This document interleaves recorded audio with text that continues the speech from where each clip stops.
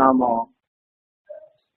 அந்த துருவ நட்சத்திரத்தின் பேரருளும் பேரொழியும் நாம் நுகர்ந்த பின் நம்முடையும் வலு கொண்டு நமது மூதாதையுடைய உணர்வுகள் நம் உடலில் உண்டு.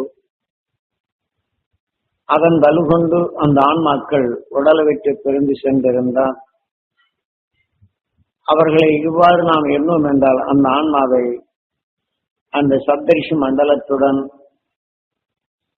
இணைய செய்யும் போது அந்த சப்தரிஷி மண்டலங்களின் துருவ நட்சத்திரத்தின் உணர்வுகள் இந்த ஆன்மாவில் படரும் போது தங்கத்தில் திரவகத்தை ஊற்றினால் எவ்வாறு செம்பும் பித்தளையும் கரைந்து விடுகின்றதோ இதை போல அங்கே கரைத்து விடுகின்றது.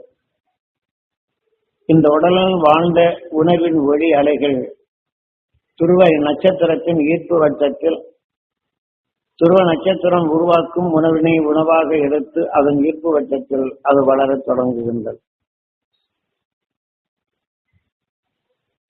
ஆகவே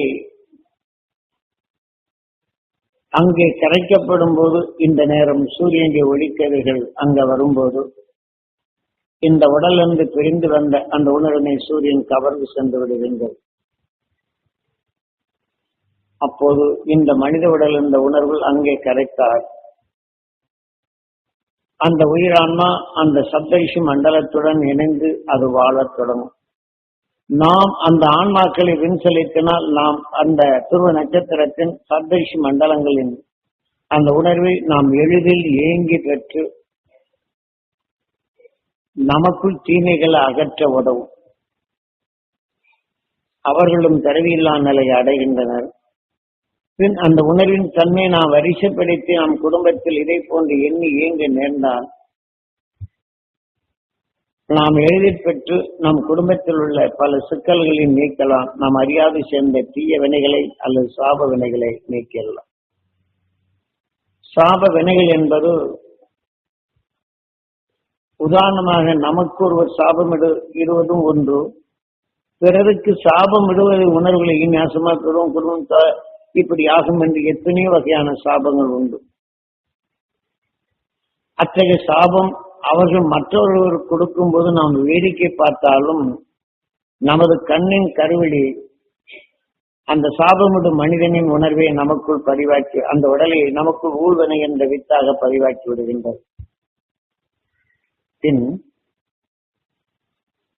அவர் உடலிருந்து வரக்கூடிய உணர்வுகளை நாம் நுகரப்படும் போது அவர் எத்தகைய சாபத்தின் உணர்ச்சியை வெளிப்படுத்தினாரோ அந்த உணர்வின் தன் உயிரான நமது ஈசன் உணர்த்தினாலும் உணர்வின் தன்மை கருவாக நம் இரத்தத்தில் கலக்க கருவாக்கி இரத்தத்தில் கலக்க செய்து வருகின்றது. இது இப்படி பேசினானே இப்படி பேசினானே இப்படி பேசினானே என்ற நிலைகள் நான் எண்ணும் போது கோழி அடைக்காப்பது போன்று அந்த உணர்வின் சாபாலையின் உணர்வின் அணுக்கள் நமக்குள் விளையத் தொடங்குகிறது. ஆனால் நாம் தவறு செய்யவில்லை. அவர் செய்யும் தவறினை உணர்த்துகின்றது கண்ணின் கருவெளி பதிவாக்கி அதனின்று வரும் காந்தப்புலனை நமது கண்ணின் காந்தப்புலன் அவனின்று வெளிப்படும் உணர்வுகள் அவர் வெளிப்படும் உணர்வை பரமாத்மாவாக மாறுகின்றது. நமது கண்ணின் காந்தப்புலனான சத்தியபாமா நமது ஆன்மாவாக மாற்றுகின்றது.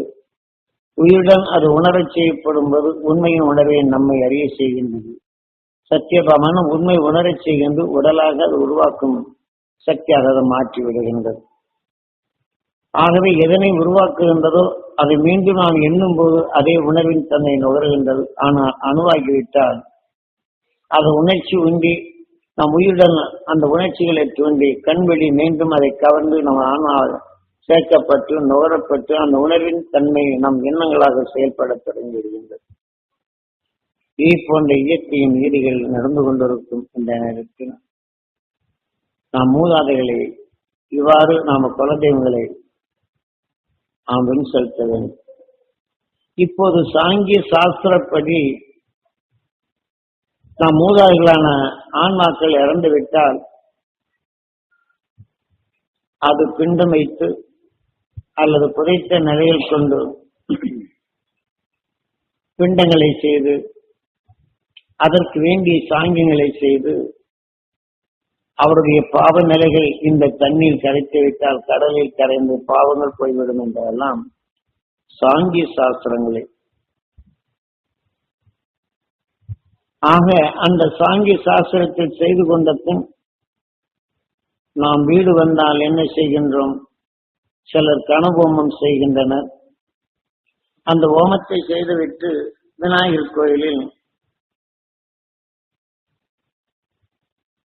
தலைமகன் மாவிளக்கு எடுத்து நெய் தீபம் இட்டு அணையா விளக்காக கொண்டு விநாயகர் ஆலயத்தில் சென்று அந்த தீபத்தை ஏற்றி அர்ச்சனை செய்தால் அவர் மோட்சம் செல்லுகிறார் என்று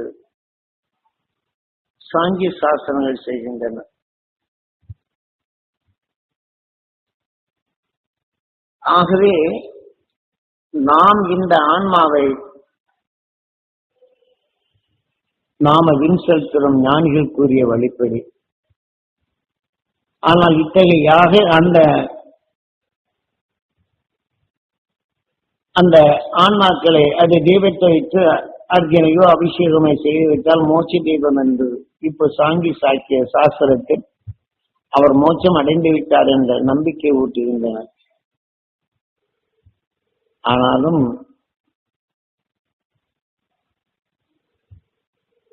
அமாவாசை என்று, அதாவது சூரியனின் காந்தப்புலனில் இல்லாத காலத்தில் இயக்க சக்தி தனிவாக இருக்கும். இந்த காலங்களில் பிதர்களுக்கு அன்னமிடுவதென்று அவர்கள் உணவாக உட்கொண்ட உணவுகளை வைத்து அல்லது அவர்களுடைய படங்களை வைத்து அவர்களுக்கு உணவு கொடுத்து அவர் என்னென்ன உணவுகள் சாப்பிட்டார்களோ அதை நினைவில் கொண்டு வருகின்றனர். ஏன்னா அவர் நமக்கு உணவு கொடுத்தால் அதுக்கு பதிலாக போனவர் கூட அவர் பேரால உணவு சமைத்து சாப்பிடுகிறோம் என்று இவ்வாறு எண்ணும் போது அவருடைய உணவின் உடல் தான் நாம். ஆக அவர் உடலை எத்தகைய நோயின் தன்மை வெளிப்படுத்தி அதன் நிலையில் வாழ்ந்த காலத்தில் எந்த தெய்வத்தை வணங்கி எதன் உணர்வு கொண்டாரோ அதன் வெளி அந்த ஆன்மாக்கள் சென்று விடுகின்றது. அந்த ஆன்மாவாக பரமாத்மாவில அது பரவி இருக்கின்றது. ஆனால் நாம் இங்கே அவரை அழைப்போம். நம்ம வீட்டு வாசப்படியில் இருக்கக்கூடிய மண்ணை எடுத்து சென்று விடுவர்கள் மந்திரவாதிகள். ஏனென்றால் அகர்ண வேதத்தின் உணர்வினை அறிந்தவர்கள் அந்த பாட நிலையை கொண்டு இதனை செய்வர். இவ்வாறு அந்த மண்ணை எடுத்துக்கொண்டு அந்த அமாவாசை அன்றுதான் இடுகாடோ அல்லது சுடுகாடோ இவைகளில் அவைகளை வைத்து மந்திரங்களை ஓதுவர்.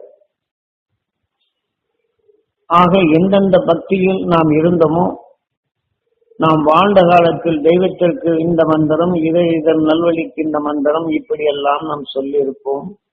அவர் உடலில் பட்டிருக்கும் அந்த உணர்வின் தன்மை இங்கே படர்ந்திருக்கும்.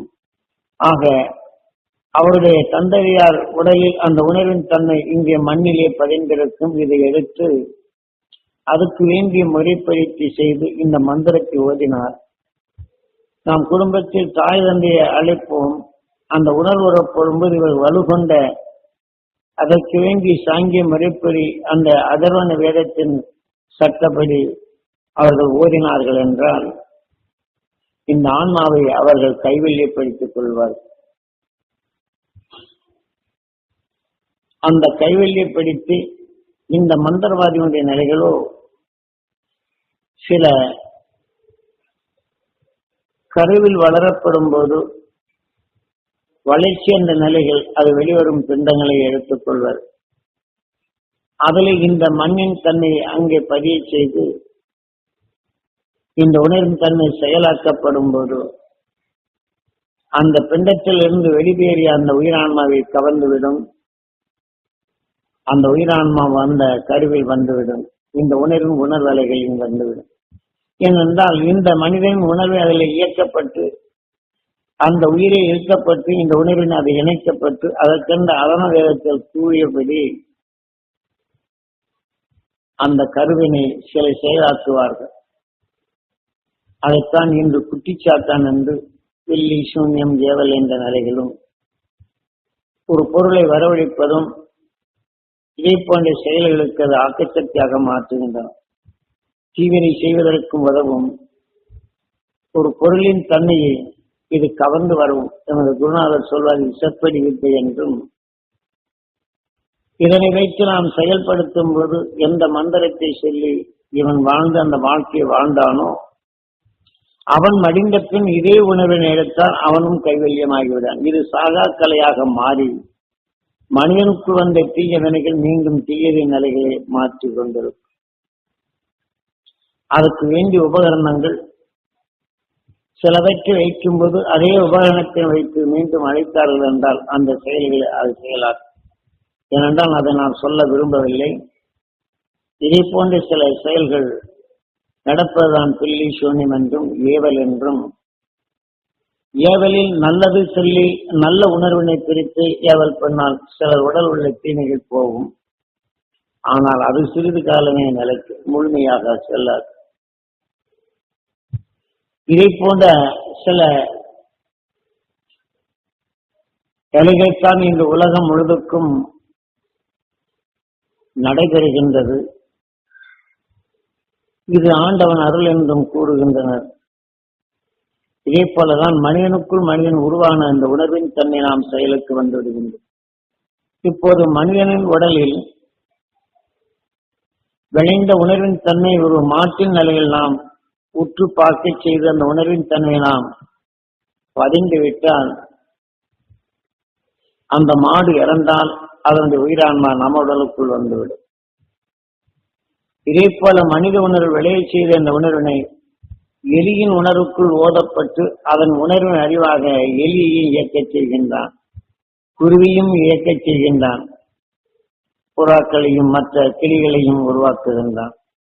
ஏனென்றால் கருவின் உணர்வை மனிதன் உணர்வை தழுவி அதன் உணர்வுகளை ஒளியாக்கப்படும் போது உற்று நோக்கினார் இவன் ஏவிய ஏவல் அங்கு இயக்கப்பட்டு சில வேலைகளை செய்யும். இவன் குறித்து ஒளியை எதை எண்ணுகின்றானோ அதை போய் தொடும். ஆகவே இது குருவி ஜோசியம் என்று இப்படி சில கருநிலைகளில் செயல்பட்டு வருகின்றோம். நமக்கு நல்ல நேரம் கெட்ட நேரம் என்று நாமும் உட்கார்ந்து கேட்கின்றோம்.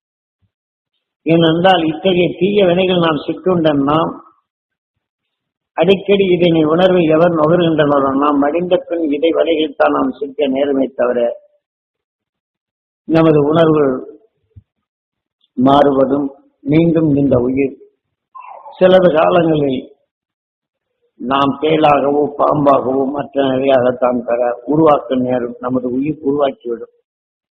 மீண்டும் நாம் நரகலோகத்திற்கே வந்து விடுகின்றோம். இதை போன்ற நிலைகள் எல்லாம் இருந்து நாம் விடுபடுதல் வேண்டும்.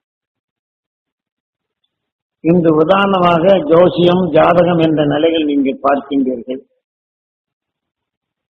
இது ஒரு சமயம் நான் சுற்றுப்பயணம் வந்து கொண்டிருக்கும் போது நண்பர் ஒருவரிடம் அவர் நண்பர் நமக்குள் பழகியிருந்தார். அவர் சினிமா தியேட்டரும் உண்டு. ஆனால் அவர் குடும்பத்தில் அதாவது ஏர் சிங்கு இறங்கு சிங்கு என்ற விவசாயம் நல்ல பயிர் வரும். பின் அதில் ஒண்ணுமே வழங்கி இருக்காது. அவர் சினிமா தியேட்டர் ரைஸ் மில்லு எத்தனையோ வைத்திருந்தார். அவை அனைத்தும் ஓடும், காசு இருக்காது. ஆக மூடியே கிடந்தது. இப்படி அவர் முயற்சி எடுத்து எத்தனையோ செய்து பார்த்திருக்கிறார், முடியவில்லை. அப்போதான் நாம் மூகாம்பைகள் அது தியானம் இருந்துட்டு எந்த முகாம்பியை கடந்து தபோவனம் என்று உண்டு, மூடு கொடசாச்சிரியன் அதை கடந்து சென்று அங்கே நாங்கள் 5-6 வருடம் அங்கே இருப்பது உண்டு. அடிக்கடி இங்கே வந்து சென்றாலும் மீண்டும் அங்கே போய் இந்த தியானத்தை மேற்கொள்ளும். ஆதிசங்கருடைய இயக்கமும் கோலமா மகிழ்ச்சி அவர் பெற்ற நிலையும் அங்கு எப்படி இந்த உணர்வு இருக்கிறது என்ற நிலையும் அதை அறிவதற்கு அந்த உணர்வின் தன்மை அறிவதற்காக அங்கு தவத்திற்கு சென்றிருந்தது. அப்போ இந்த நண்பர் என்கிட்ட வந்து கேட்டு நீங்க இந்த மாதிரி செய்யுங்க என்று சொன்ன பின் அவர் வீடுகளில் புதைத்து வைக்கின்ற சில இதுகள் எல்லாம் வெளிவந்து விட்டது. வந்த பின் அங்க எனக்கு சவால் எழுதியிருந்தார். பூரா எடுத்துட்டோம், தன்னாலே எப்படி வந்ததுன்னு தெரியல, எனக்கு அந்த உணர்வு தோன்றியது, பூரா எடுத்துட்டேன். இதான் தீபாவளி அன்னைக்கு சினிமா, இன்னைக்கு தியேட்டர் ஓபன் பண்ண போறேன்.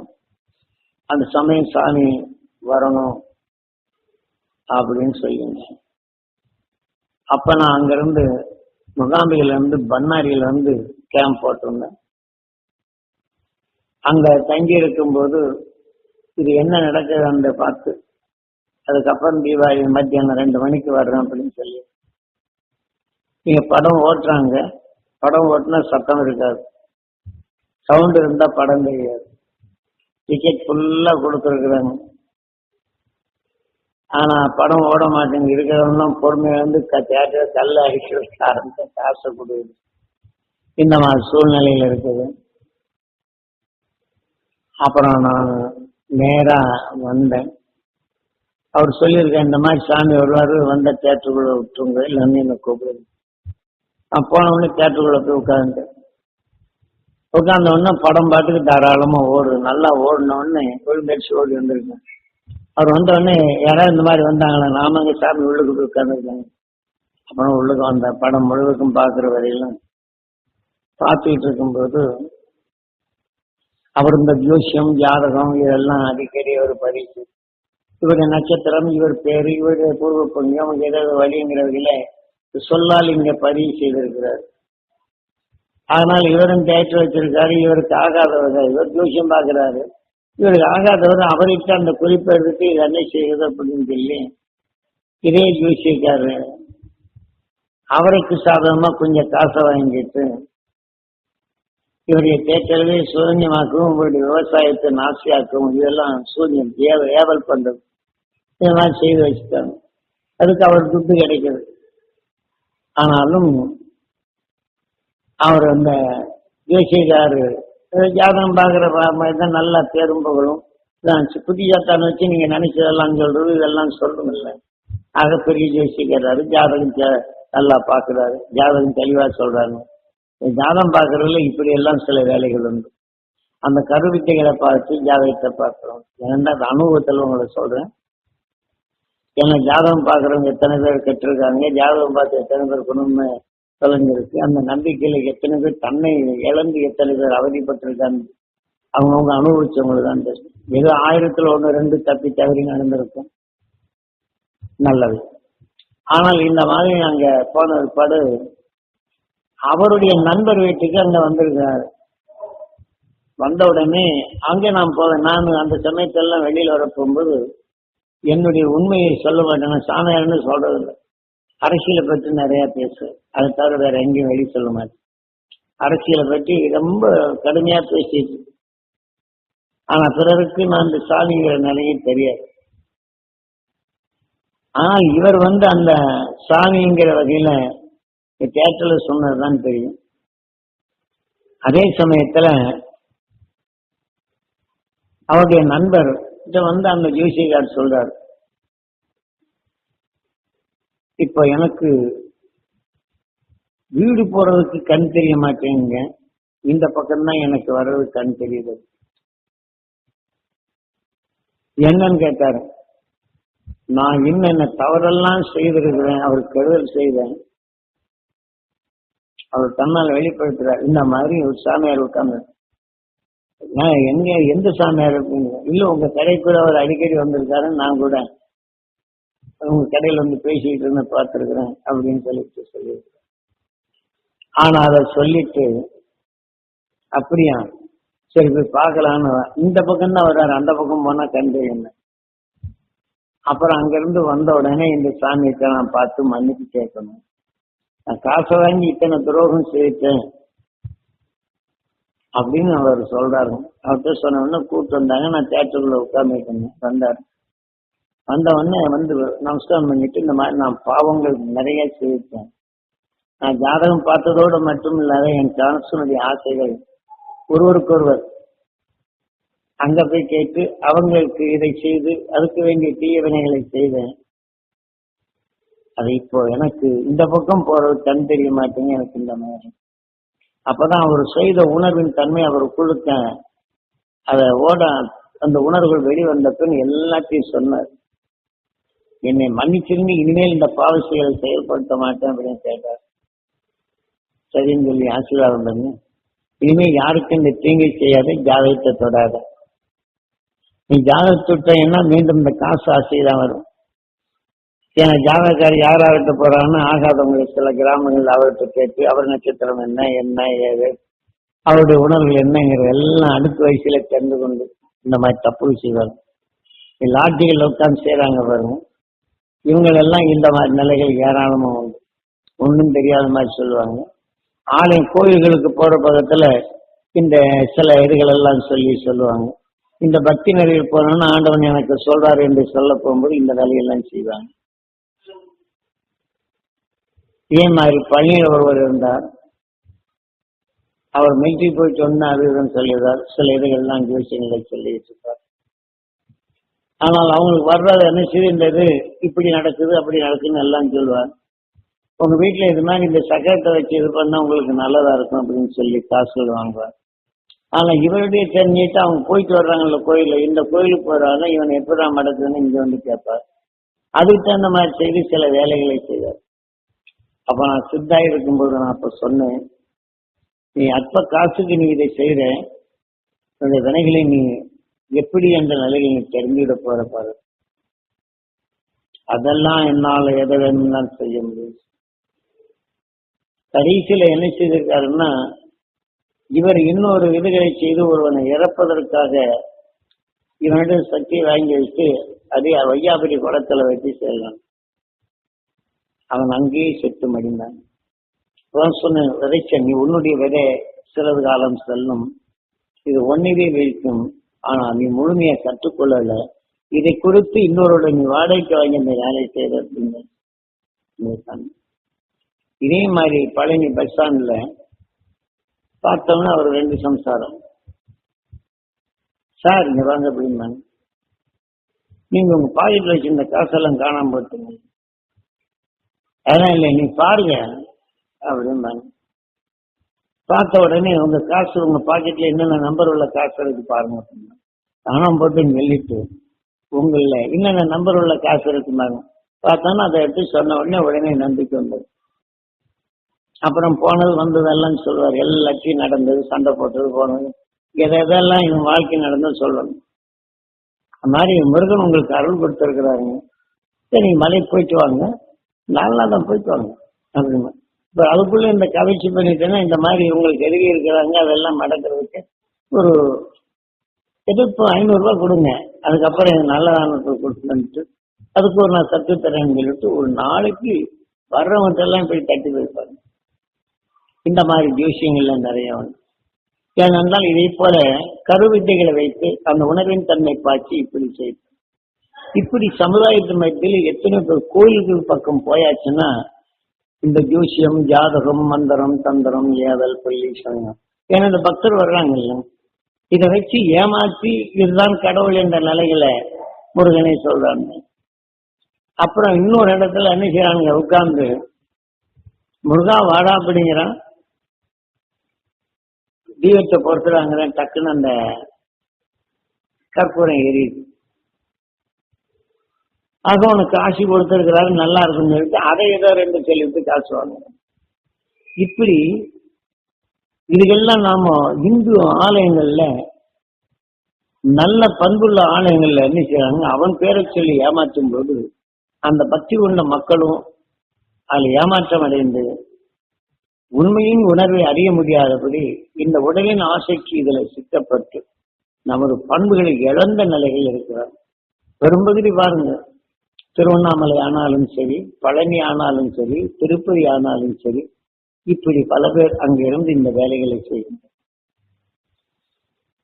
ஆகவே இன்றைக்கு எடுத்துக்கொண்டால் நாடி சாஸ்திரம் என்ற நிலைகள் எடுத்துக்கொண்டால் இதுக்கு என்ன, இதே மாதிரி அரசர்கள் செய்த இந்த நாடி எச்சினி நாடியும் உண்டு. அதான் அரசர்கள் தனக்குள் அதை அனுபவித்த நாடி சாஸ்திரம் உண்டு. அவன் எதன் வழியில் அவன் செய்தானோ அதே போல சில நாடிகள், விஸ்வாமித்திர நாடி, அந்த நாடி, கௌசிக நாடி, என்று அன்று வைத்த சில நிலைகளை வைத்து நாடிகளை பார்த்து நடந்தவைகளை சொல்லும், நடக்க போறவையை சொல்லாது. இதை போன்ற நிலைகளை வைத்து சில தவறான நிலைகளை செயல்படுத்தப்பட்டு தவறின் பாதைகளை அழைத்து செல்லும். எல்லா மதத்திலும் சரி இதைத்தான். ஆனால் இதை போல நம்முடைய நிலைகளை இப்படி உண்மையின் இயக்கத்தை பெறுவதற்கு மாறாக உடலின் இச்சையின் நிலைகள் கொண்டுதான் பல நடக்கின்றது. இதை போன்ற நிலைகள் எல்லாம் இருந்து நாம் விடுபடுதல் வேண்டும். உண்மையின் உணவின் தன்மையை நாம் உணர்ந்து அந்த ஆலயத்தின் பண்புகளை நாம் தெளிவாக தெரிந்து அந்த ஆலயத்தை நாம் மதித்து நடத்தல் வேண்டும்.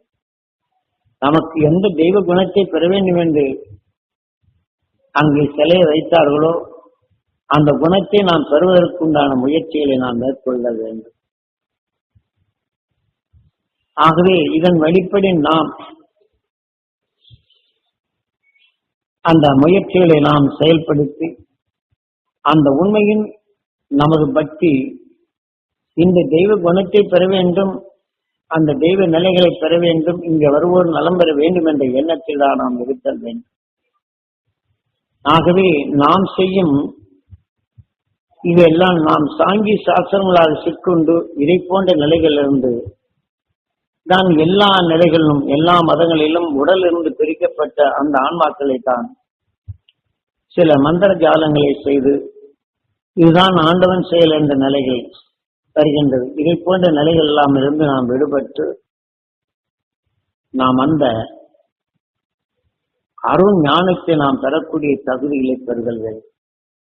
ஏனென்றால் ஞானிகள் காட்டிய அருள்வழிப்படி நாம மூதாதையுடைய ஆன்மாக்களை அந்த சப்தரிஷி மண்டலத்துடன் இணைந்தால் இந்த உடல்ல நெஞ்சால் இந்த உடல் நலிந்து உடலை விட்டு பிரிந்து சென்ற அந்த ஆன்மாவில் இன்னொரு பிறவி இல்லாதபடி அங்கேதான் கரைத்தால் அந்த உயிர் அந்த துருவ நட்சத்திரத்தின் ஈர்ப்போட்டத்தில் வாழத் தொடங்கும்.